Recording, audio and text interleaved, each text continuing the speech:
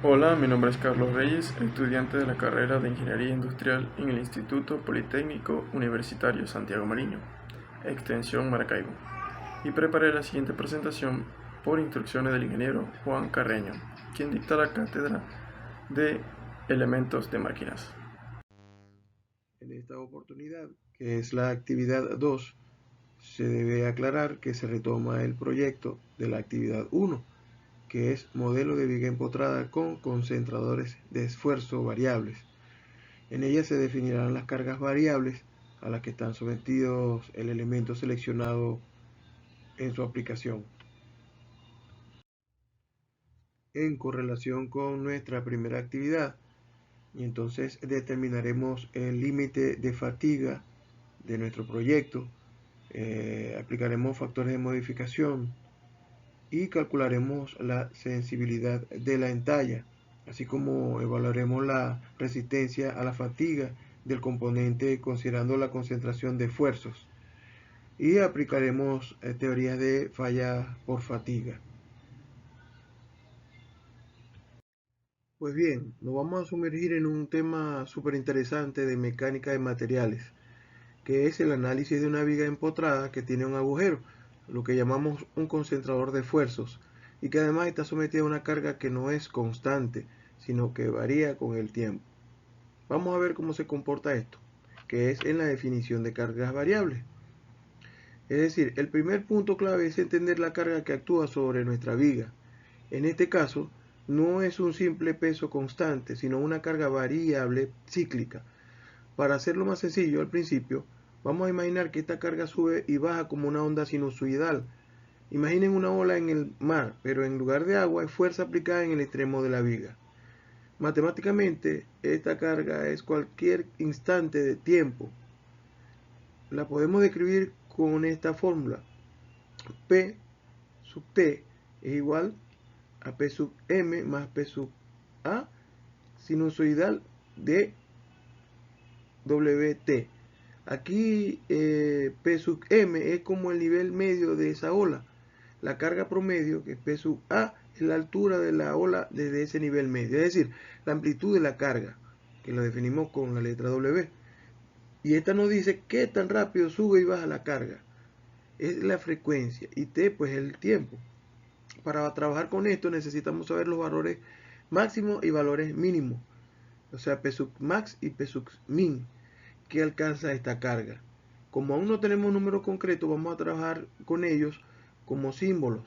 Y cuando tengamos los valores reales, pues los reemplazamos en las fórmulas. En la sección 2, que es el cálculo del rango de esfuerzos y el esfuerzo medio en el punto crítico, pues nos viene algo interesante. ¿Cómo esta carga variable afecta los esfuerzos dentro de la viga, especialmente cerca del agujero? Bueno, primero ubicamos el punto crítico. Este será el lugar donde el material va a estar más exigido, donde los esfuerzos serán más altos. En una viga empotrada con una carga en el extremo, el momento de flexión más grande ocurre justo en el empotramiento, como si la viga quisiera girar con más fuerza ahí, pues. Sin embargo, y ojo, tenemos un agujero. Este agujero interrumpe la continuidad del material y causa una concentración de esfuerzos. Imaginemos que las líneas de fuerza que viajan a través de la viga tienen que rodear el agujero, amontonándose en sus bordes y creando picos de esfuerzo. Bueno, dependiendo del tamaño y la ubicación del agujero, el punto crítico podría incluso desplazarse del empotramiento a algún punto cercano al agujero. Bueno, si la viga no tuviera el agujero, el esfuerzo normal por flexión en cualquier punto de su sección transversal se calcularía con la famosa fórmula sigma, que es igual a m sub y sobre i. Aquí m es el momento flector en ese punto. Y es la distancia desde la mitad de la altura de la viga, el eje neutro, hasta donde queremos calcular el esfuerzo. E I es una propiedad geométrica de la sección llamada momento de inercia. Para una sección rectangular, I es igual a BH al cubo sobre 12, donde B es el ancho, H es la altura. El esfuerzo máximo sin agujero ocurre en la parte superior e inferior de la viga, donde Y es máximo. Y la fórmula es más o menos altura sobre 2. Como nuestra carga, que es P sub T, varía, el momento flector en cualquier sección X desde el extremo libre también variará en el tiempo. O sea, M xt es igual a P entre paréntesis T por X.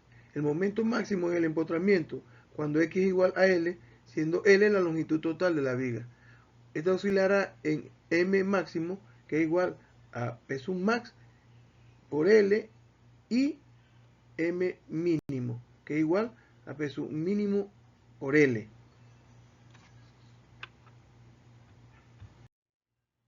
Ahora metemos el agujero en la ecuación. Nos dicen que está ubicado a una distancia x sub 0 del empotramiento y a una distancia y sub 0 desde la fibra superior. El momento flector en la sección donde está el agujero también variará, que es m máximo y x0 es igual a p sub max por x sub 0 y m mínimo en x sub 0. Esto es igual a p sub mínimo por x sub 0.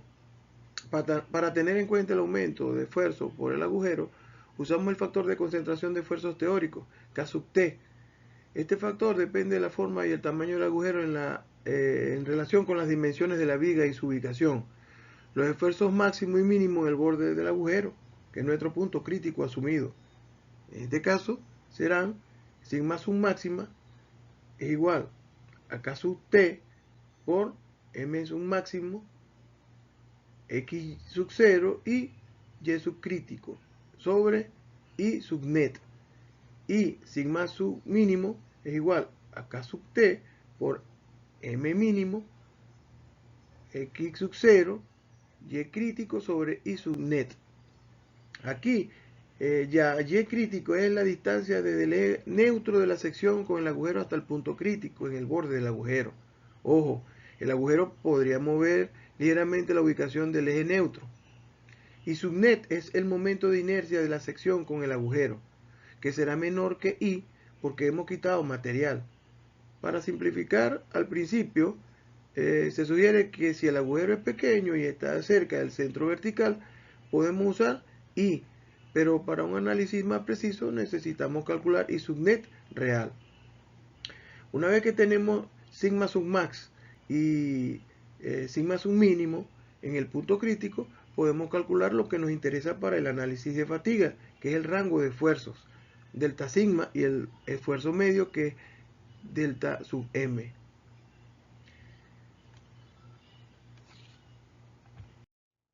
Entonces tenemos que delta sub sigma es igual a sigma máxima menos sigma mínimo, que es igual a K sub T multiplicado por P sub max menos P sub mínimo multiplicado por X sub 0 Y crit.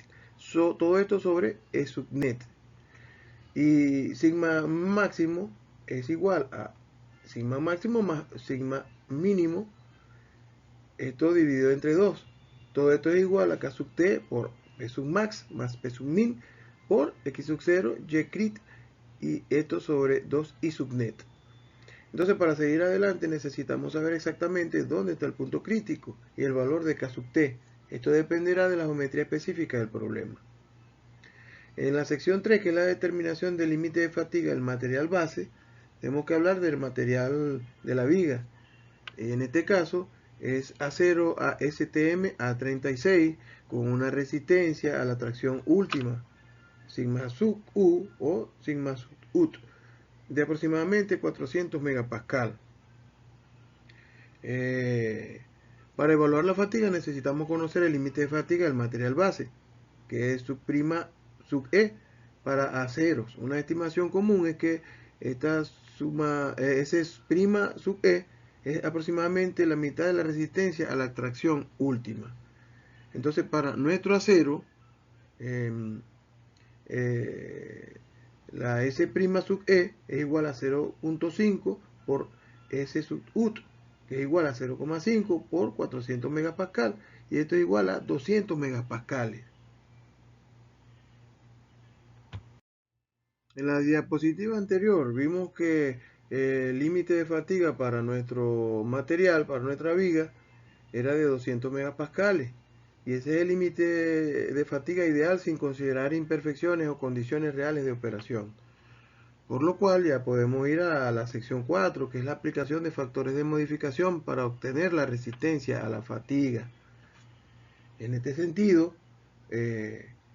claro, digamos que en la vida real es más complicado que un ensayo de laboratorio perfecto, pero por eso tenemos que aplicar factores de modificación S' sub E para obtener una estimación más realista de la resistencia a la fatiga de este componente, que es S sub E. Estos factores tienen en cuenta diferentes aspectos. Por ejemplo, factor de estado de la superficie, K sub A, que es una superficie rugosa o con imperfecciones, reduce la resistencia a la fatiga.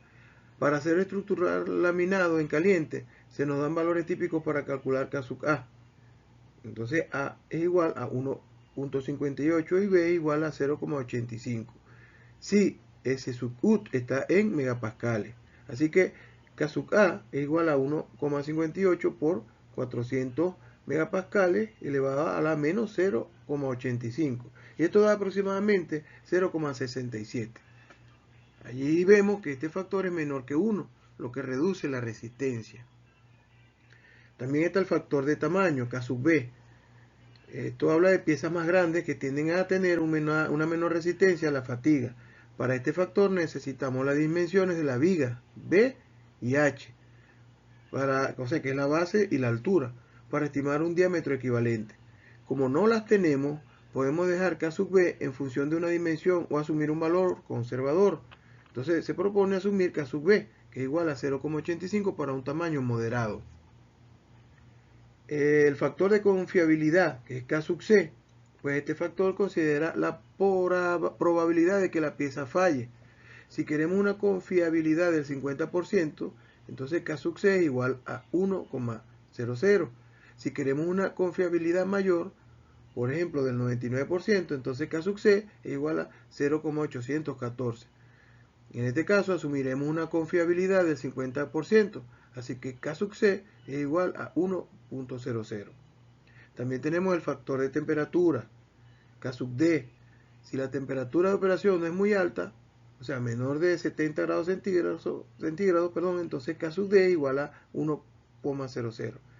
Asumiremos este factor con esa nomenclatura, esa cantidad de 70 grados centígrados. Otros factores relevantes, por ejemplo, K sub E. Bueno, si no tenemos más información sobre estos defectos, otros defectos, entonces asumimos que K sub E es igual a 1.00. Ahora podemos calcular la resistencia a la fatiga del componente sin considerar aún la concentración de esfuerzos.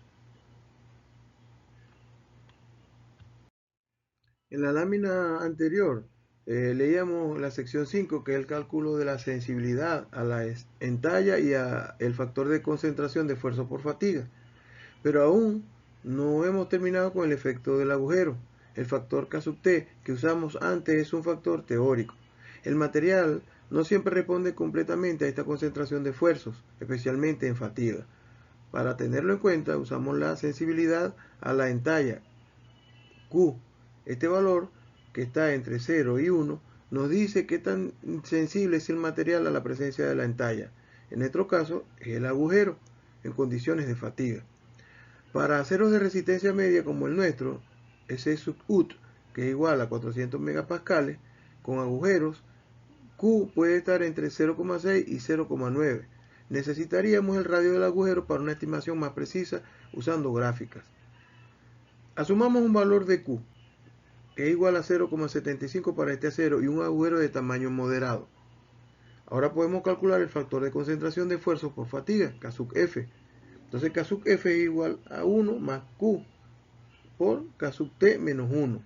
Entonces hay que recordar que antes asumimos que el valor de K sub T es igual a 2,5. Por ejemplo, usamos ese valor, K sub F, que es igual a 1 más 0,75 por 2,5 menos 1. Esto es igual a 1 más 0,75 por 1,5 es igual a 1 más 1,125.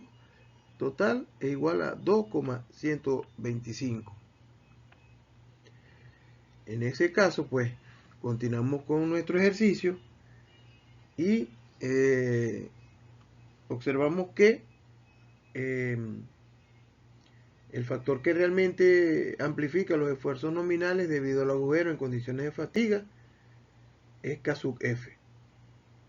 Entonces pasamos a la sección número 6, que es, perdón, número 7, que es la aplicación de teorías de falla por fatiga. En la lámina anterior iniciamos la sección 7, que es la aplicación de teorías de falla por fatiga. En este caso, pues, ahora tenemos una estimación de la resistencia a la fatiga en nuestro componente S sub F, perdón. Y podemos usar una teoría de falla por fatiga para evaluar si la viga fallará bajo la carga variable.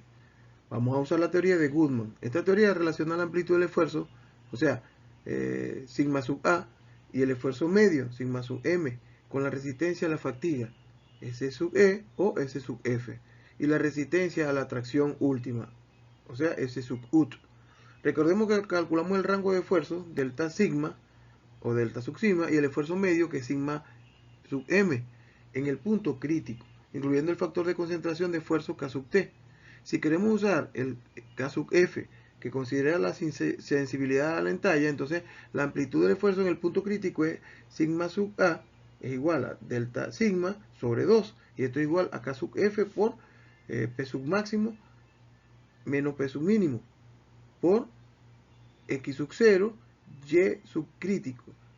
Todo esto sobre 2i sub net. Y el esfuerzo medio es sigma sub m, que es igual a P sub máximo más P sub mínimo por X sub 0, Y sub crítico, sobre 2i sub net por K sub F.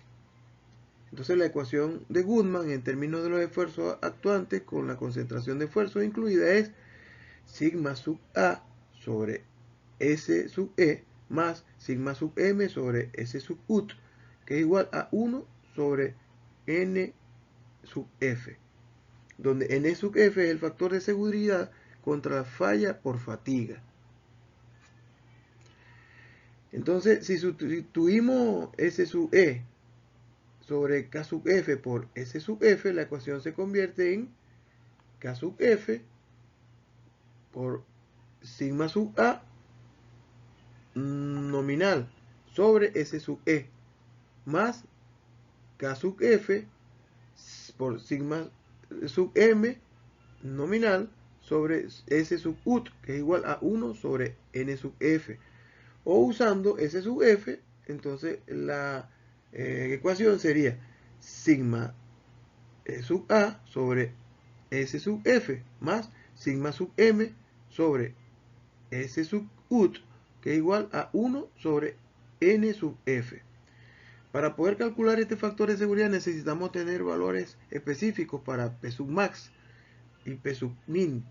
La ubicación del agujero, que está entre X sub 0 y Y sub 0, y las dimensiones de la viga, que es la base, por la altura, por la distancia, para poder calcular, y subnet con precisión y estimar K sub T de manera más fiable.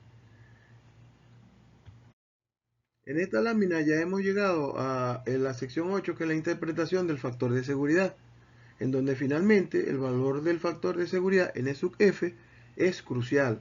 Nos dice cuántas veces pueden excederse los esfuerzos que actúan sobre la viga antes de que predigamos una falla por fatiga. Según la teoría de Goodman, y considerando todas las modificaciones a la resistencia del material y la concentración de esfuerzos, pues un factor de seguridad mayor que 1 significa que el diseño es seguro para las cargas que hemos definido dentro de la vida útil esperada. Cuanto más grande sea N sub F, mayor será el margen de seguridad contra la falla por fatiga.